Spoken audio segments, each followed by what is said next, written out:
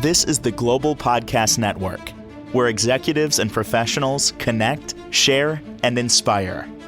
Stay tuned for the conversations that drive success.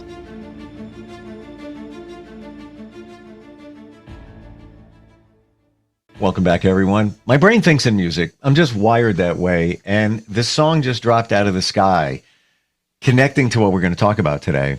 And it came out in the later 80s by Cher. And the song is If I Could Turn Back Time. And I always remember this line from the song: words are like weapons. They can harm sometimes. Very impactful when you think about what words can do. And interesting how the song is called If I Could Turn Back Time. Once you release those words, you can't turn back time. You've already done whatever you intended to do, whether damage or make somebody feel better, whatever it might be. We're talking words today. We're talking communication. And this is just a piece of what she offers when it comes to helping you heal, move your life forward, and also mastering self, which is the title of her fantastic book. Colleen Brindley is back with us. How's everything with you today? Hi, Steve. Wonderful to be here. So great. How you knew the artist, Cher, I would see at Jones Beach out on Long Island, Turn Back Time, Power of Words, incredible that you always hit it right with me. I just let universe drop it wherever it needs to. And that's that. I always remember that part of that song. Yeah. Because it made a mark on me. I couldn't even remember.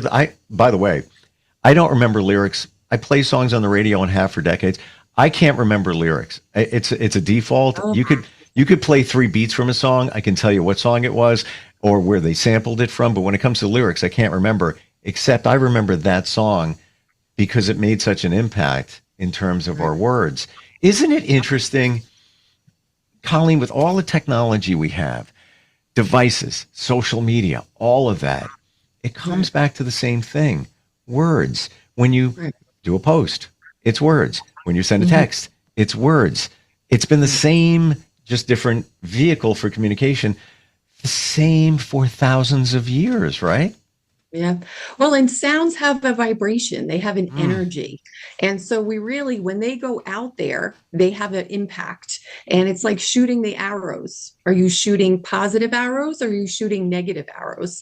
That's the power one word can have. I'm here in Florida at an event where practitioners come together and really we share, we have conversations about words, about thoughts, about the power we have. And there's so much power. And when you start to take words apart, like inspiration, right? Being in spirit. It's in spirit, inspiration, passion, creativity, magic. And so we're here to get ourselves in spirit. And when we're not in spirit, that's when those harmful words kind of come out. That's when we're, feel powerless. That's when we start to shoot those negative arrows that have the power of a bullet, And so we really love to have these conversations about words. And really, if we're in our highest peaceful self, those arrows naturally flow just like the words, but you really can't turn back time. Think of the word mistake. It's a mistake. And so we need to retake. And so oftentimes our spirit is not pleased with our aggression, our worry, our fear, because that comes out in our words and we can feel it. But think of love, the word love. Think of the word beautiful. There's harmony to those words. There's an ease. Look at dis-ease, disease. There's no ease in our bodies, in our tension. How about intimacy? Into me you see, right?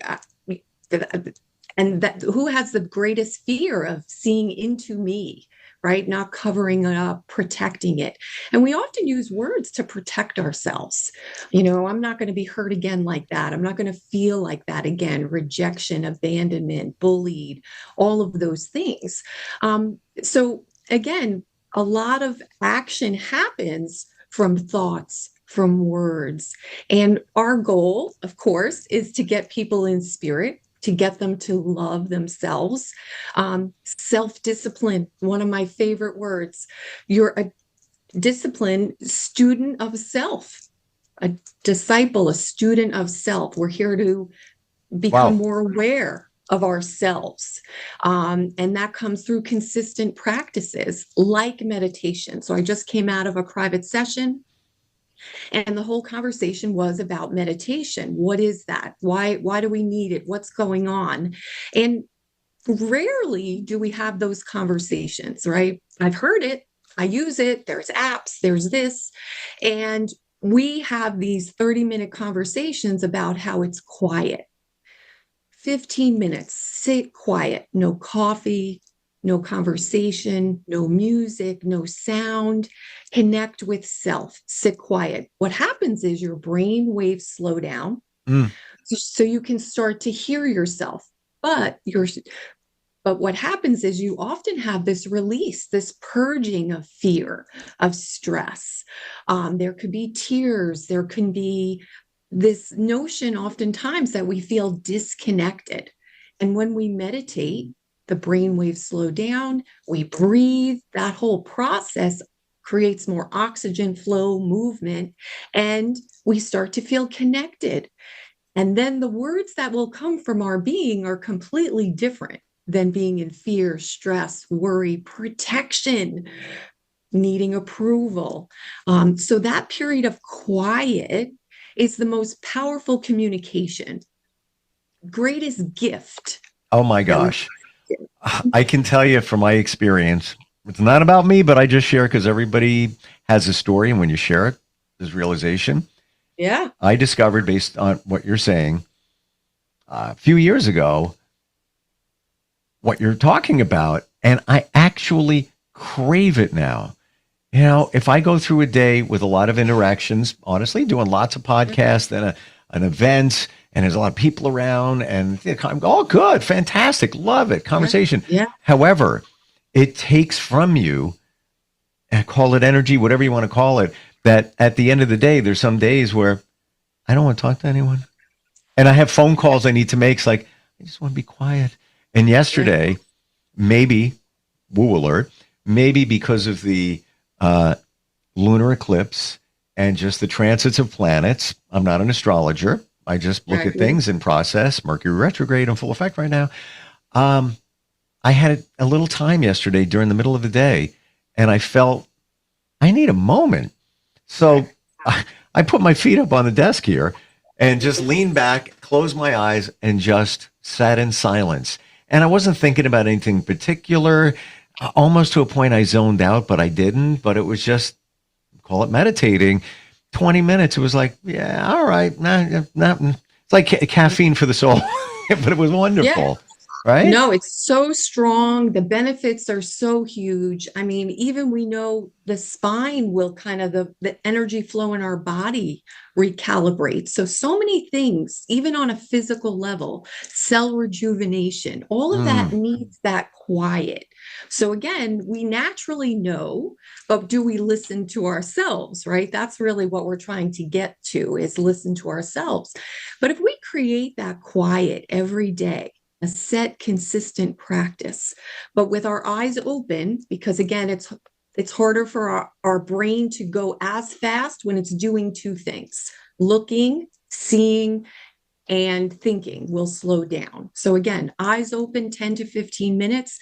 The benefits are grand. Doesn't cost a lot, not too much time. And we know emotions are contagious. So if we dump some emotions, if we release, if we take a breath, if we exhale all that stress, wow, we can reintegrate into the world. And people will feel that. People know when you're in peace. They'll know by the words you use.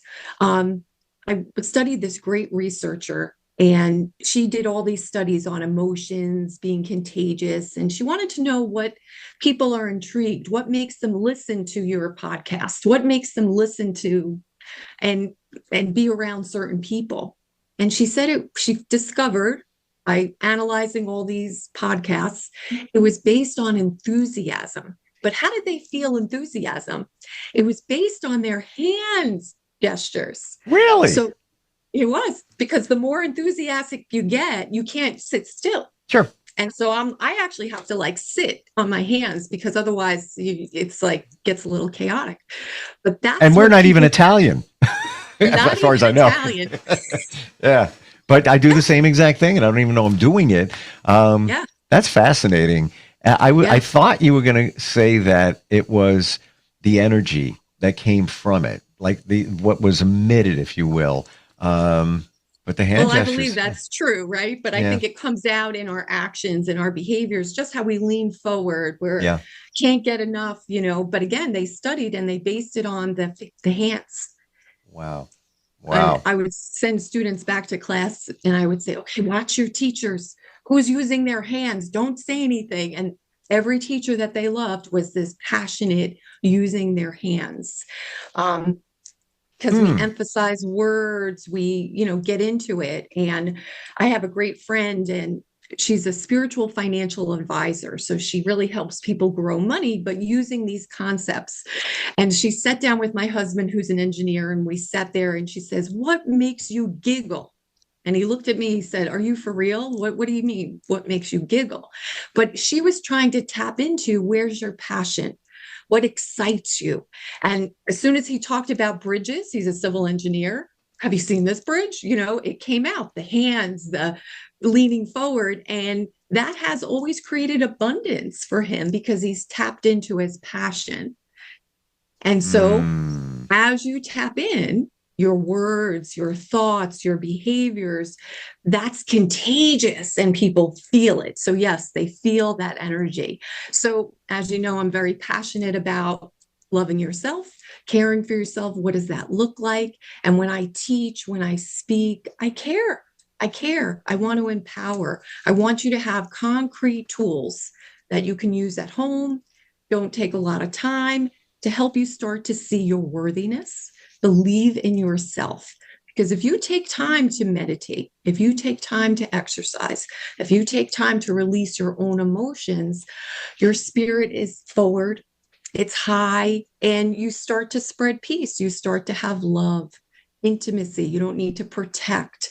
You don't need to be jealous and envious and all of those that kind of get us stuck in life. A lot of it's human nature, of course, but we need a process to move through it.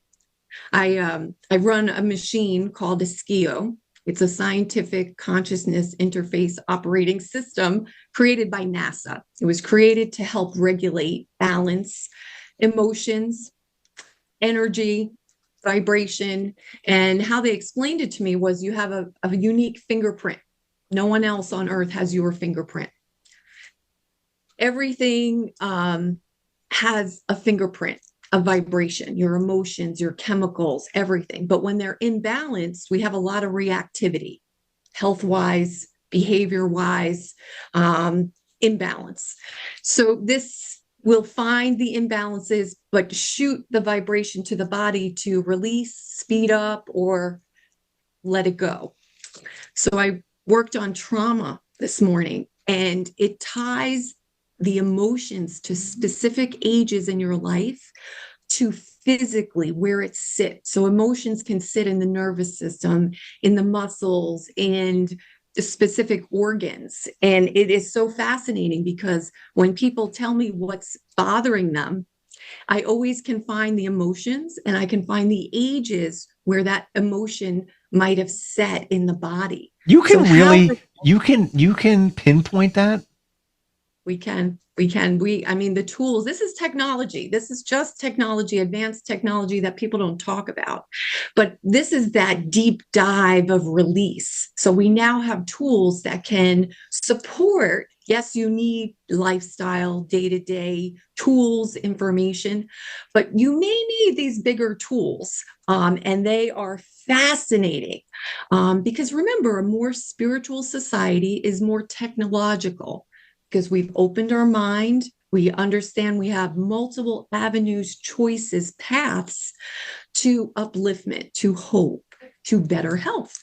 And so our centers, have these advanced tools, and we are just fascinated. However, as we rebalance and reset, each individual has the power to recreate the past and go back in time or move forward. So without new tools, consistent practices, information, your body will recreate emotions, disease, anger, life behaviors. Now, why is it? Let's look at that. Colleen, why would it recreate? Is it because you're it's a part of you and it's familiar and it's comfortable? So let's do it again. Well, it's autopilot. It absolutely is autopilot. And I believe, that energy is comfortable. Even though we say we're finished with this, we don't want this, we don't want another job like this, another relationship like this. What happens is we talk about it. We keep talking about what was in the past, the things we didn't like, right? The power of words. So if you were to say, tell me about your day, I may tell you about all the things that I didn't like that I'm repeating. But if I tell you, tell me about the great things that happened today. So by changing one word in my direction, I shifted it. But it takes practice because my thoughts, my brain might go back to those resentments, those behaviors, those thoughts, those words that will recreate. And so it does matter who we're around, right? If I'm going to sit with a group and we're complaining about my pain, about my divorce, about my life, what gets created? We recreate it. So I want to ask this. Your subconscious is always listening. So let's say you did something, you're in a relationship, it didn't work out, you're talking to your friend, even talking to yourself, and you say, you know what? I am never going to do that again. I'm never going to do that again. Right. What did I just say at the tail end of that statement? Do that again. So your subconscious is listening. Oh, wait, you want to do that again? I love you. I'm your subconscious. I'm here to support you. I'm stupid, though. I can't process language, but I'm going to help you do that again. And without even you being aware of it, you enter in another relationship 2 months later with the same type of person, same type of situation. How many times it repeats? We're on repeat. And so we're trying to break that repetition. And sometimes, again, it's because maybe we have self-doubt. Am I worthy of this relationship, of this job, right? So it comes back to worth, comes back to believing in myself. So oftentimes as a spiritual coach, I have to hold the hope for others. I have to believe in them. And I have to, because we know if you have an organized, clean house, clean car, you finish what you start. You do what you say you're going to do. You don't have contempt prior to investigation. You try things. You live life, right? Very high vibrational behaviors.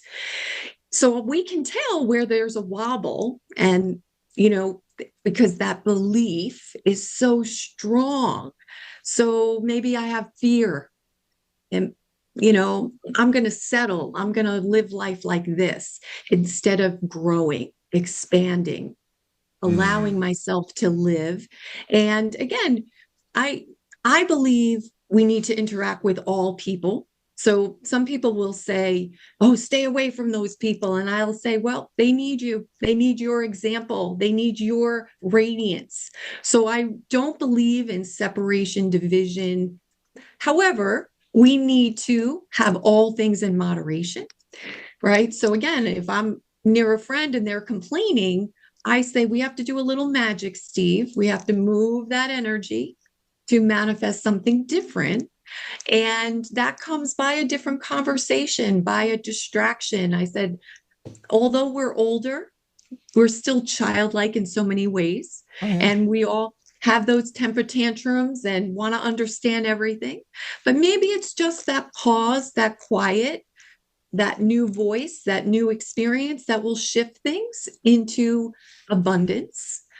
But I do believe things will always happen that our mind may not agree with, meaning feel good. I got to get out of this. I got to get out of this. But sometimes all of that builds appreciation. So I believe life on earth will be not only filled with abundance like our mind believes, right? So we're in a relationship. They don't agree with me. All this. I believe that's part of growth. So it's about quieting down, reflecting, processing your own emotions instead of pointing fingers, blaming, attacking. Oh, okay. And that gives other people time to reflect, to process their own emotions. So I believe we're here to interact with all people, and there's gifts from all those interactions, every relationship. Not everyone is supposed to be forever, but we do gain from every interaction, from every experience. And oftentimes they'll give us a mirror. They'll help us see a part of ourselves. Why are we reacting? Why do I feel this way? But if we attack, if we people please, then we're not going to really get the full effect and benefit of growth, of moving forward. So again, back to that quiet, back to the power of words instead of reacting with poisonous words, right? Take a breath, go to the bathroom, wash your hands. And we've all had to do that raising children. Why are they acting like this? What's happening? Adults are no different.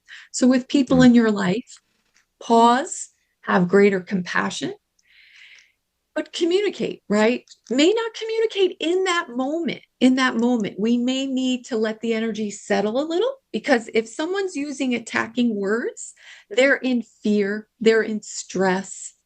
And so we can tell the energy of someone based on the conversation, based on what's going on. And so we can either add fuel and create a bigger fire, or pause, create some peace and calmness, and throw some water on things, even our hands. I'm totally right with you. I was in a situation recently between two people, and I was trying to help one very innocently, one understand the other. And the one person, a little hot-headed, actually said, "You're instigating." And at that moment, I said, "No, I'm not. I'm trying to help you both understand, and I'm walking away right now." And I did. Power of the pause. Let them, I was trying to be a mediator, but that was my cue. I don't need to be here. I want to ask you a question. We have not even 2 minutes. Okay. This came up yesterday. Now, highest vibration. Some say it's love. Some say it's joy, up in that territory. Somebody said to me yesterday, no, it's authenticity. And I was like, well, that's interesting, because if you're not being authentic, whether you know it or not, you're going to feel off. It's not you. You're either, you got a mask up, you're not being you. So then I wonder, can you really feel the love, the joy, all of that, which is very high up there, if you're not being authentic? Could authenticity be the highest vibration? Well, because I believe keep evolving, right? So we're kind of morphing and consistently growing. So who I was 10 years ago is certainly not who I am now. Oh, yeah. Right? I mean, so I think, again, we can call it your higher self, right? But we're on Earth. And because everything's contagious, we're not most days in our highest self. We're absorbing, we're connecting, we're relating.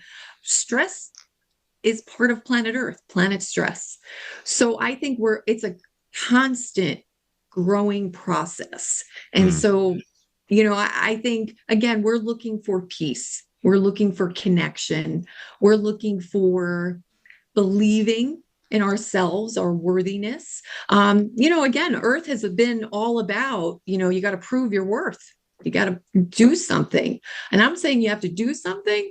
But that comes back to loving yourself, pausing, the power of your words you choose to use. And again, that oneness, that pure connection is what we all crave, Steve. We all crave connection. And connection with ourselves, for sure. Yeah. And once you connect with yourself, then you can share. And that's really what I believe we're in this process of growing, connecting, knowing you're me, I'm you. on my mom, on my dad. There's no difference. And again, we all breathe that air, have the same organs. We're the same.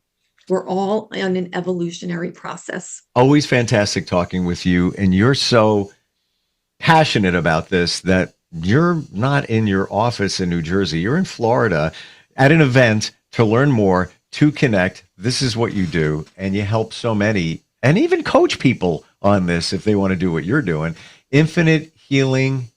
InfiniteHealingAndHealth.com. Absolutely. Yep. InfiniteHealingAndHealth.com. Services, coaching, classes.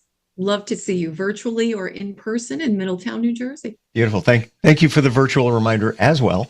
And have a great time there. And we'll catch up soon. Okay. Thanks, Steve. Wonderful. Thank you, Colleen. Take We'll care. be right back. This is the Global Podcast Network, where executives and professionals connect, share, and inspire. Stay tuned for the conversations that drive success.